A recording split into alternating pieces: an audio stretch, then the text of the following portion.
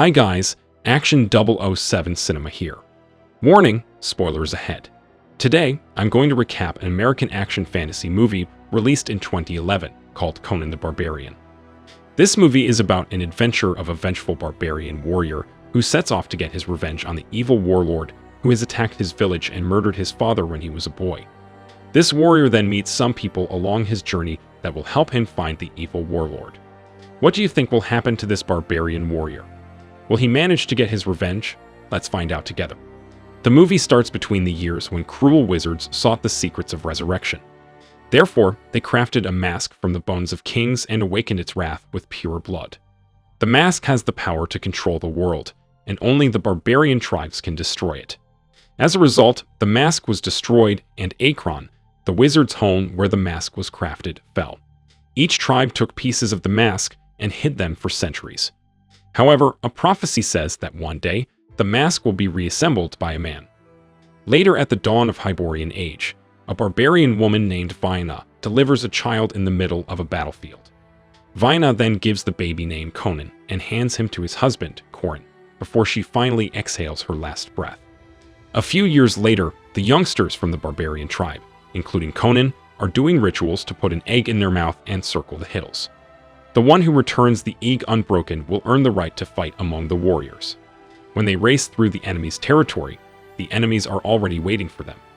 All of them choose to return to their village except Conan. Later, Conan surprises the villagers by bringing the enemies' heads with the egg unbroken. One night, Corin sees Conan practicing swords. Then, he shows Conan how to forge a barbarian sword with flames and ice to make it stronger. After the swords are forged, Corin teaches Conan how to fight. However, Corin sees that he's not ready to use the sword. But no matter what his father says, Conan keeps on practicing his ability to fight with the sword until one day the enemy's troops come to their village. Conan follows them from behind and sees the enemies destroying his village. Orc-gasm, a warlord who wishes to reunite the pieces of the Mask of Akron, the leader of the enemies, commands his troops to slaughter all barbarian tribes. Collar wishes to reunite the mask in order to revive his dead wife and rule over the world. On the other hand, Conan tries to find his father. Unfortunately, Conan sees Corin get shot by arrows and the enemies bring him to Collar. Collar asks Corin about the location of the last missing piece of the mask. However, Corin refuses to tell him the last piece of it. Suddenly, Conan comes and breaks the nose of one of Collar's men. Corin and Conan try to fight the enemies together, but sadly they fail and Collar ties Corin under a frying pan. Collar asks Marique, his daughter, to find the missing piece, and she finds it. Before Collar and his troops leave, they burn everything and leave Conan alone. Conan is forced to hold the chain so that his father doesn't get burned by the frying pan. Corin realizes that one of them has to die so that the other will live. As a result, Corin chooses to sacrifice himself.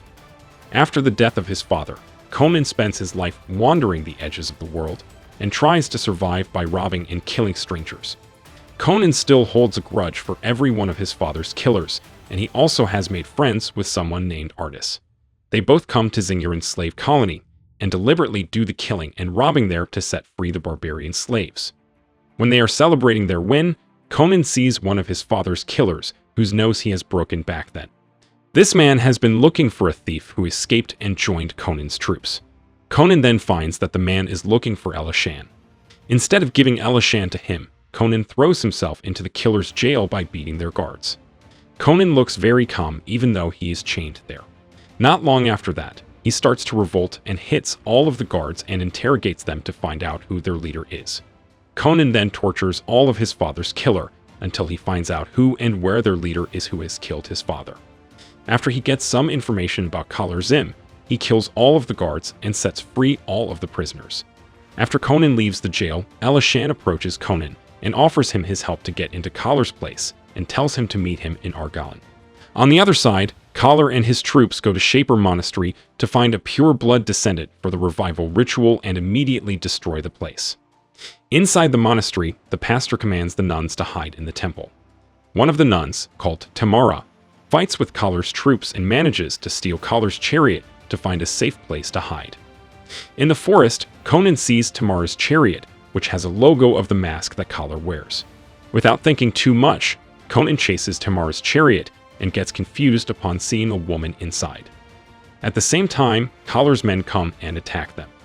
After realizing the men who attack them are enemies, Conan decides to fight them and leaves Tamara in the chariot. A few hours later, Conan manages to kill all of Collar's men, and the last man escapes after knowing that Conan is Corin's son, who he killed a few years ago.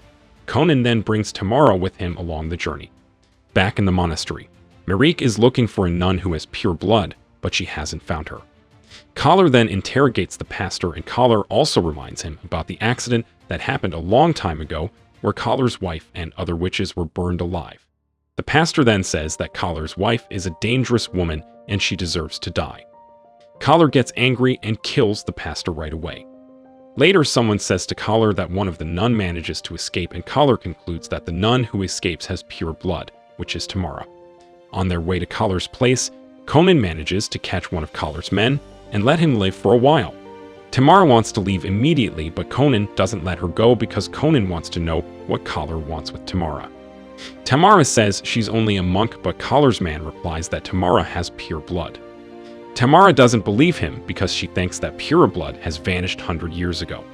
Collar's man also says that Collar is waiting for her right now, and he offers to lead them to Collar's whereabouts.